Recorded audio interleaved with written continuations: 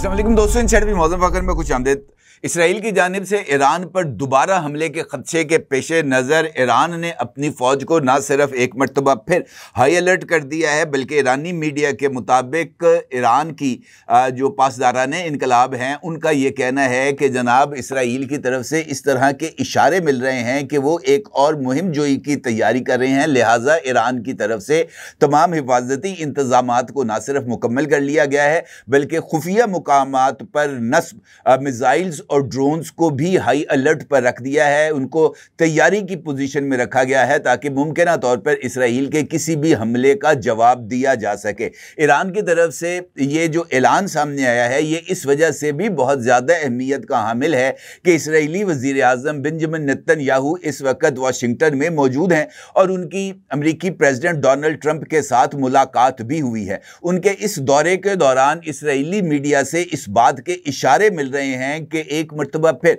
Benjamin Netanyahu America से इस बात की इजाज़त लेंगे कि वो ईरान पर हमला कर सकें। यह मुलाकात इस वजह से भी अहमियत की हामिल है कि इस मुलाकात के बाद अमेरिकन प्रेसिडेंट डोनाल्ड ट्रंप की तरफ से हमास और इसराइल के दरमियान फायरबंदी का इशारा दिया है और उनका यह कहना है कि उन्हें इस बात की उम्मीद है कि इसराइल और हमास के दरमियान फायरबंदी के नतीजे में कोई मुमकिन हल निकल सकता है फ़लस्तीन और इसराइल के तनाज़े के दरमियान।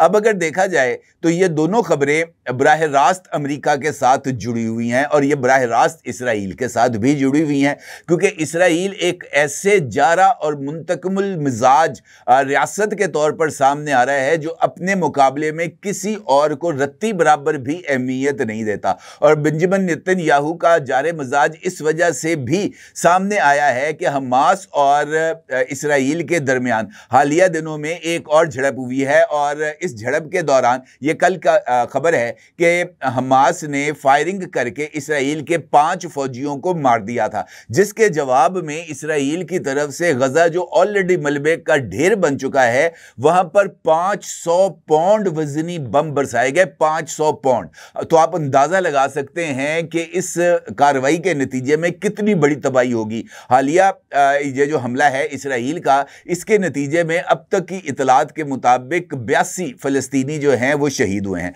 अब जो दोनों खबरें मैंने आपके सामने रखी हैं इसके ऊपर ज़रा तफसील से बात करते हैं और देखते हैं कि ईरान के खदशात की बुनियाद क्या है, क्यों उसको इस बात का इशारा मिल रहा है कि इसराइल एक और हमले की तैयारी कर रहा है, और इसके साथ साथ इस खबर का भी जायज़ा लेते हैं कि इसराइल की तरफ से जो अमन फार्मूला सामने आया है उसकी नौइयत क्या है।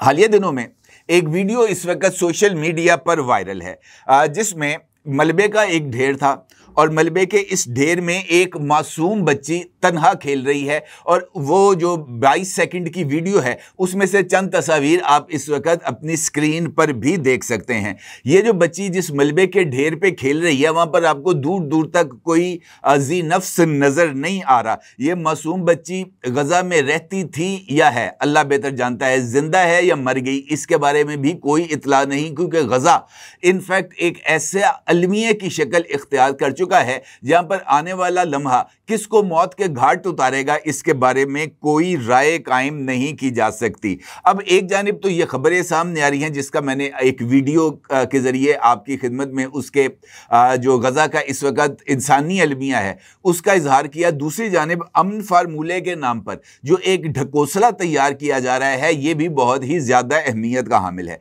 इसराइल के वजीर दिफा इसराइल कट्स ने सोशल मीडिया के ऊपर अपनी एक पोस्ट में और उसके बाद मुख्तलिफ जर्नलिस्टों के साथ गुफ्तगू करते हुए उन्होंने इस बात का ऐलान किया है कि इब्तदाई मरहले में 60 दिन की फायरबंदी हो सकती है गजा में, और उन्होंने इस बात का भी जिक्र किया कि उस फायरबंदी के नतीजे में गजा का जेर कब्जा 75% हिस्से में से ज़्यादातर हिस्से को इसराइली फ़ौज खाली कर देगी। अलबत्ता गजा का दीगर 25% हिस्से में जंग जो है वो जारी रखना गैर ज़रूरी होगा। अलबत्ता गजा के इस 25% हिस्से को इसराइली फ़ौज खाली नहीं करेगी। इसराइली वज़ीर दिफा का ये भी कहना था कि कल के बाद गजा हमास के बगैर होगा, यानी इसराइल ने फायरबंदी के लिए ये शर्त रखी है कि हमास गजा से बाहर निकल जाएगा।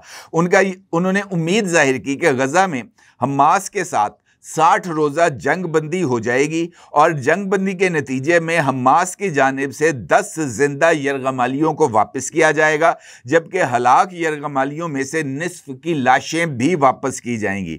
इसराइली कर्ड्स का यह कहना था कि जिन अमूर पर इख्तलाफ बाकी है उनमें जंग बंदी के दौरान बातचीत की जाएगी।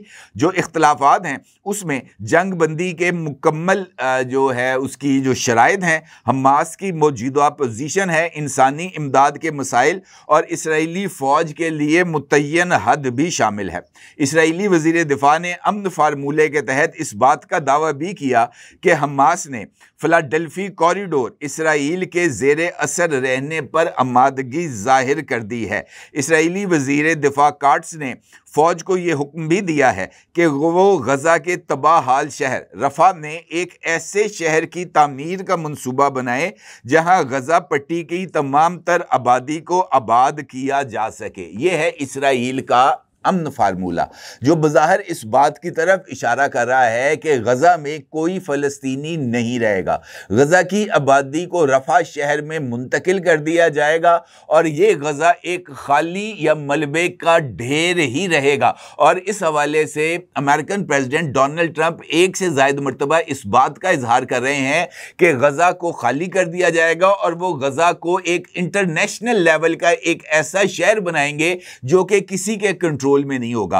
अब अगर ये अमन फार्मूला है और हमास ने इस अमन फार्मूले की हमायत कर दी है जिसका दावा इसराइली वज़ीर दिफा की तरफ से किया गया है, तो इस पर महज अफसोस का इजहार ही किया जा सकता है। अब एक जानिब ये सूरत हाल है कि गज़ा में जो है वो फायरबंदी के जो ऐलान है उसके साथ इस तरह की शराइत रखी जा रही हैं। दूसरी जानिब अफसोसनाक पहलू ये है कि पाकिस्तान में गज़ा को मलबे का ढेर बनाने वालों को इब्राहिम एकॉर्ड के ज़रिए तस्लीम करने का जो एक माहौल है वो बनाने की कोशिश की जा रही है।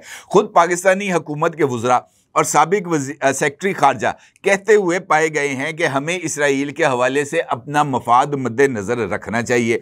हुकूमती वज़रा का कहना है कि अरब ममालिक का जो फ़ैसला होगा इब्राहिम एकॉर्ड में शमूलियत का, पाकिस्तान को उस फ़ैसले के मुताबिक जनाब अमल करना चाहिए और अगर अरब ममालिक ख़ास तौर पर सऊदी अरेबिया इब्राहिम एकॉर्ड में शामिल हो जाते हैं तब हमें भी शामिल होने पर कोई एतराज़ नहीं रहेगा। लेकिन सवाल ये है कि एक गासिब, नाजायज़, बेरहम और हज़ारों लाखों फ़लस्तीनियों के कातिल को एक कानूनी सरबराह के तौर पर और गासिब रियासत को एक कानूनी रियासत के तौर पर कैसे तस्लीम किया जा सकता है? ये सवाल भी बहुत ज़्यादा अहमियत का हामिल है कि कुरान करीम के वाज़े आयात मौजूद हैं जिसमें ये बात कही गई है कि हज़रत इब्राहीम के हवाले से कि ये जो यहूदी हैं ये किस तरीके से इब्राहीम अलैहिस्सलाम की तालीमात पर अमल करते हैं, इब्राहीम अलैहिस्सलाम ने कौन सा यहूदी मज़हब ईजाद किया था। इस तरह की आयात कुरान करीम में मौजूद हैं। इसके बावजूद भी अगर कोई इस्टेब्लिशमेंट या रियासत पाकिस्तान इस बात का दावा करे या इस बात का ऐलान करे कि वो इब्राहीम एकॉर्ड में शामिल हो सकते हैं या शामिल होने का इरादा जाहिर करते हैं, तो इस पर महज इसकी मुजम्मत ही की जा सकती है। क्योंकि जिस तरह मैंने आपसे गुजारिश की कि ये जो मासूम बच्ची है ये मेरी या आपकी बेटी भी हो सकती है, ये हमें इसको किस तरह हम मद्देनजर नहीं रख सकते। ये बच्ची को देख के जब से मैंने ये वीडियो देखी है सोशल मीडिया पर, मेरा दिल किसी ने मुट्ठी में बंद कर रखा है कि यार वो बच्ची अपनी तमाम तर मासूमियत के बावजूद अपने अलाम जो उसको इस वक्त देखने को मिल रहे हैं, उसके पड़ोसी, उसकी सहेलियां, उसके दोस्त, उसके वालिदैन, उसके बहन भाई सब शहीद हो चुके हैं, लेकिन उसके बावजूद उसके अंदर का जो बचपना है वो उसको मलबे के ढेर में तन्हा खेलने पर मजबूर कर रहा है। और वो देखकर हमारा दिल नहीं फट रहा, वो देखने के बावजूद हम इस बात का इजहार कर रहे हैं कि हम इब्राहिम एकॉर्ड के अंदर शामिल हो सकते हैं। इस पर महज अफसोस का इजहार किया जा सकता है। इसके साथ साथ इसराइल अपनी जो बदमाशी है वो जारी रखे हुए है। कल ही एक इंटरव्यू मैंने देखा जो कि ईरानियन प्रेसिडेंट का था, मसूद पज़ेश्कियान का, और उन्होंने उस इंटरव्यू में इस बात का वाज़ेह तौर पर इजहार किया कि उनको जान से मारने की कोशिश की गई है और जंग के दौरान भी उनके ऊपर हमले किए गए हैं, जिसके बाद उन्होंने जो है वो महफूज मुकाम पर जो है वो पनाह लेने पर वो मजबूर हो गए। तो ये किस बात का इशारा है? ये इसी बात का इशारा है कि इसराइल ईरान के साथ अमन से नहीं रहेगा और ये मुमकिन भी नहीं है कि एक रियासत जो जालिम है, जाबिर है, मुंतकिमुल मिजाज है, वो अपने सामने किसी को ताकतवर होता देखे। मुझे ये समझ नहीं आ रही कि वो जो है वो तुर्की को किस तरीके से बर्दाश्त कर रहे हैं, क्योंकि तुर्की एक ताकत के तौर पर उभर रहा है। तुर्की जिस तरीके से आगे बढ़ रहा है, जिस तरीके से अपने दिफा को मजबूत कर रहा है, कल को इसराइल के लिए तुर्किया भी एक जो है वो दहशत की अलामत बनेगा। और आपका क्या ख्याल है कि ईरान को घुटनों के बल झुकाने या ईरान को फतह करने के बाद इसराइल के जो कदम हैं वो रुक जाएंगे? कतई तौर पर ऐसा नहीं हो सकता। ये मसूद पज़ेश्कियान ने जो इंटरव्यू दिया था, ये अमरीकी एंकर और तजियाकार टक्कर कार्लसन को उन्होंने इंटरव्यू दिया था और उस सवाल के जवाब में कि क्या आप समझते हैं कि इसराइल ने आपको कत्ल करने की कोशिश की, के जवाब में ईरानियन प्रेसिडेंट का यह कहना था कि जी हां, उन्होंने कोशिश की, उन्होंने इसके लिए इकदाम किया, लेकिन वो नाकाम रहे। ये अमेरिका नहीं था जो मेरे कत्ल की कोशिश के पीछे था, बल्कि इसराइल था। मैं एक इजलास में मौजूद था, उन्होंने इस इलाके को बमबारी का निशाना बनाने की कोशिश की जहां हम इजलास कर रहे थे। तो ये किस चीज़ का इशारा है? ये इस चीज़ का इशारा है कि जनाब अभी ये सूरत हाल ख़त्म नहीं हुई। ईरान के सुप्रीम लीडर जनाब आयतुल्ला अली खामेनेई, ये जो यौम अशूर है, इसकी एक जो ताज़ियती मजलिस थी वो वहाँ पर मौजूद थे और वहाँ पर उन्होंने भी अवाम से खिताब करते हुए इस बात का इजहार किया कि इसराइल अपने जो अज़ाइम है वो उससे पीछे नहीं हटेगा। वो किसी और वक्त की तलाश में है, किसी और कमज़ोर लम्हे की तलाश में है कि हम जो है वो कमज़ोरी का इजहार करें और वो हम पर चढ़ दौड़े। ये वो तमाम इशारे हैं जो मिल रहे हैं खुद इसराइल की तरफ से कि वो ईरान के ऊपर एक और अटैक की तैयारी कर रहे हैं। अब आप ये देखें कि इसराइल इस वक्त क्या कर रहा है। बेंजामिन नेतन्याहू की कल मुलाकात हुई डोनाल्ड ट्रंप के साथ। डोनाल्ड ट्रंप के साथ वो मक्खन का पूरा ट्रक साथ लेके गया हुआ था। उसने उस मीटिंग के अंदर टेबल के इस तरफ नेतन्याहू बैठा था, सामने डोनाल्ड ट्रंप बैठा था। उसने अपनी नशिस्त से उठकर डोनाल्ड ट्रंप को एक फाइल दी और फाइल देते हुए कहा कि इसराइल ने आपको बाज़ाब्ता तौर पर नोबेल पीस प्राइज के लिए नॉमिनेट कर दिया है। ये उसका लेटर है जो हमने officially Nobel peace prize committee को तहरीर किया है। और डोनाल्ड ट्रंप उसको देख के कहते हैं कि नेतन्याहू जैसा अजीम इंसान दुनिया में कोई नहीं है। और उन्होंने कहा कि जनाब मुझे यकीन है कि आपकी तरफ से मुझे जो ये लेटर मिला है, ये जो नॉमिनेशन दी गई है, इस नॉमिनेशन के तहत मुझे जो है ना नोबेल पीस प्राइज मिल जाएगा।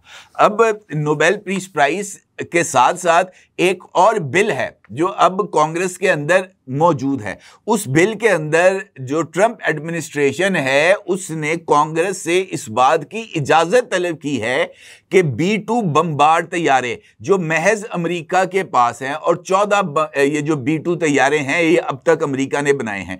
एक तैयारे की मालियत $1.2 बिलियन है, $1.2 बिलियन। डोनाल्ड ट्रंप ने ये तजवीज़ कांग्रेस को दी है कि हमें मुमकिना तौर पर ईरान के खतरे के पेश नज़र इसराइल को B-2 बमबार तैयारे और उनके साथ बंकर बस्टर बॉम्ब्स देने चाहिए। किसको? इसराइल को। और इसराइल को लीड कौन कर रहा है? एक पागल और वहशी शख्स जिसके जो है ना दिल में ना रहम है, ना ही उसके अंदर किसी तरह की कोई इंसानियत पाई जाती है। आप अंदाजा करें कि अगर उसको B-2 और बंकर बस्टर मिल जाएं तो वो क्या नहीं करेगा। वो हर एक हद तक जाएगा ईरान को नुकसान पहुंचाने के लिए। अब ये जो है ना सूरत हाल, ये बहुत ज़्यादा गंभीर है। एक जानिब इसराइल जो है वो अपने अज़ाइम को इंतहा तक लेके जाना चाहता है, अमेरिका उसके पीछे खड़ा है और अमेरिका की हर तरह की हल्लाशेरी उसको मौजूद है। अब ये जो बयानात और इस तरह के जो फैसले सामने आ रहे हैं, इसका क्या नतीजा निकलेगा? इसका नतीजा ये निकलेगा कि एक और अटैक किया जाएगा। जैसे ही ईरान की तरफ से, ऑल्दो उन्होंने IAEA को निकाल दिया अपने मुल्क से, उन्होंने कहा जनाब हमें आप अगर हमारी एटमी तनसीबात का दिफा नहीं कर सकते तो आप जैम भाड़ में, हमें आपकी कोई ज़रूरत नहीं है। तो इसका नतीजा क्या निकलेगा? इसका नतीजा ये निकलेगा कि ये यूरेनियम इनरिचमेंट के नाम पर एक मरतबा फिर ईरान पर अटैक किया जाएगा, क्योंकि अभी तक उसका दिल नहीं भरा। क्योंकि जब तक वो लाशें नहीं देख लेगा, वो ऐसा खून का प्यासा है, जब तक वो लाशें नहीं देखेगा, बहता हुआ खून नहीं देखेगा, अब मलबे के ढेर नहीं देखेगा, जिसने सिर्फ 5 फौजियों के मारे जाने पर, और ऐसे फौजी जिन्होंने 2 लाख के करीब फिलिस्तीनियों को शहीद किया है पिछले साल अक्टूबर से लेकर अब तक, 7 अक्टूबर से लेकर अब तक 2 लाख फिलिस्तीनियों को मारा उन्होंने, 2 लाख। क्योंकि खुद इस बात का ऐलान इसराइल ने किया है कि गजा की आबादी 20 लाख थी, अब 18 लाख है, तो 2 लाख लोग जो हैं वो शहीद किए जा चुके हैं।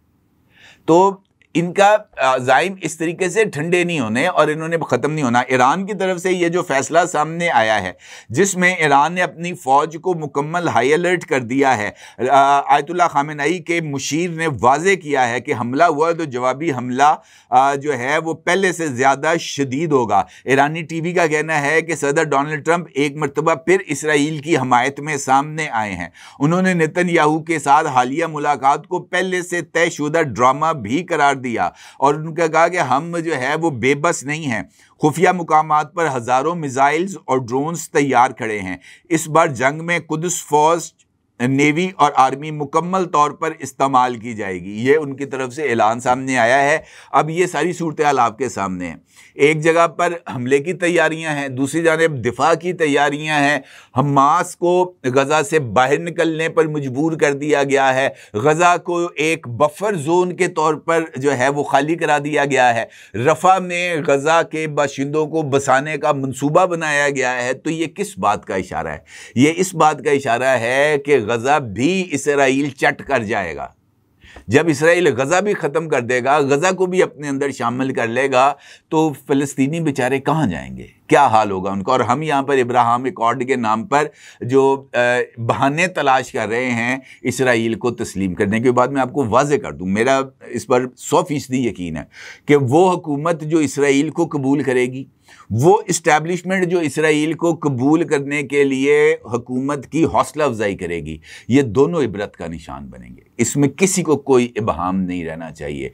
पाकिस्तान और पाकिस्तानी फ़लस्तीन और इसराइल के हवाले से बड़ा क्लियर कट जो है ना वो इम्प्रेशन रखते हैं, और वो ये चाहते हैं कि, और वो जानते हैं कि इसराइल एक गासिब रियासत है, उस ज़मीन के असल मालिक फ़लस्तीनी हैं और फ़लस्तीनियों की ही वो जगह है जो उनको मिलनी चाहिए। इससे कम किसी तरह की कोई और बात काबिल कबूल नहीं। अपने ज़रूर इज़हार कीजिएगा। आपको बहुत शुक्रिया। अल्लाह हाफ़िज़।